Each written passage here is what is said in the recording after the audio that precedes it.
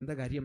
ജോലി ചെയ്യുന്നവനെ മോശമായി കണ്ട ഒരു രാജ്യവ്യവസ്ഥിതി ഇവിടെ നിലനിന്നിരുന്നു, ഒരു വ്യവസ്ഥിതി നിലനിന്നിരുന്നു.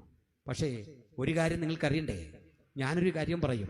ജോലി ചെയ്യുന്ന മനുഷ്യനെ, നിലം വൃത്തിയാക്കുന്ന മനുഷ്യനെ, നിലത്ത് അന്നം വിളയിക്കുന്ന മനുഷ്യനെ, വയലിൽ ആഹാരമുണ്ടാക്കുന്ന മനുഷ്യനെ അപമാനിക്കുന്ന, അവനെ മോശക്കാരനായി കണ്ട ഒരു കാലഘട്ടത്തിലാണ് ടാഗോർ ഗീതാഞ്ജലി എഴുതുന്നത്.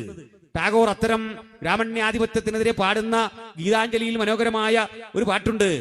ഭജനം പൂജനമാരാധനയും സാധനയും ഹേ നിർത്തുക സാധു, നിജദേവാലയ മൂലയിലെന്തിനിരിക്കുന്നു നീരുദ്ധ കവാടം. നിഭൃതമിരുട്ടിൽ നീ ഇരുന്നു കൊണ്ട് ധ്യാനിക്കുന്ന ആ ദൈവം എവിടെ?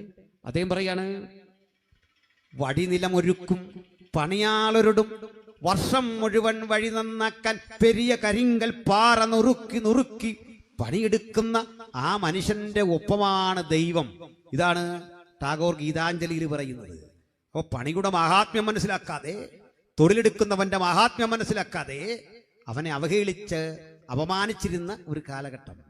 പക്ഷേ ഇതിനും 2000 ആണ്ടുകൾക്കപ്പുറത്ത് പണിയെടുത്ത് ക്ഷീണിച്ചവശനായ ഗലീലിയക്കടലിൽ പകലന്തിയോളം പണിയെടുത്ത മത്സ്യത്തൊഴിലാളികൾ, വലയും പടകും നന്നാക്കി ജീവനം ആരംഭിച്ച സഹായക തൊഴിലാളികൾ, വലയുണ്ടാക്കുന്നവർ, വള്ളമുണ്ടാക്കുന്നവർ, കഷ്ടപ്പെടുന്നവർ, ചുങ്കം വിരിക്കുന്നവർ, ആട്ടിടയന്മാർ, ഇത്തരം അനഭ്യസ്ത വിദ്യരെ ഒരുമിച്ച് ചേർത്ത് അവരെ പരിരക്ഷിക്കാൻ അവർക്ക് യാതൊരു തരത്തിലും സംവിധാനങ്ങൾ ഇല്ലാതിരുന്ന കാലഘട്ടത്തിൽ എന്റെ ഗുരുവാണ് അവരുടെ മുഖത്തേക്ക് നോക്കി വിളിച്ചു പറഞ്ഞത്, അധ്വാനിക്കുന്നവരും ഭാരം ചുമക്കുന്നവരുമായുള്ളവരേ, ഞാൻ നിങ്ങളെ ആശ്വസിപ്പിക്കും, നിങ്ങൾ എന്റെ അരികിലേക്ക് വരിക.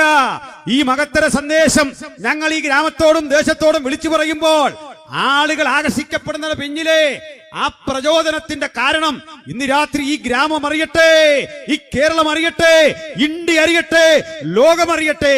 കാരണം യേശു 2000 ആണ്ടുകൾക്കപ്പുറത്ത് അധ്വാനിക്കുന്ന ജനവിഭാഗത്തെ നെഞ്ചോട് ചേർത്ത് പരിലാളിക്കുമ്പോൾ ഇന്ത്യയിൽ ചാതുർവർണ്ണ്യം കൊടികുത്തി വാഴുകയാ. പണിയെടുക്കുന്നവൻ അവമാനിക്കപ്പെടുകയാ, നെല്ല് വിളയിക്കുന്നവൻ അവമാനിക്കപ്പെടുകയാ, കർഷകൻ അവമാനിക്കപ്പെടുകയാ,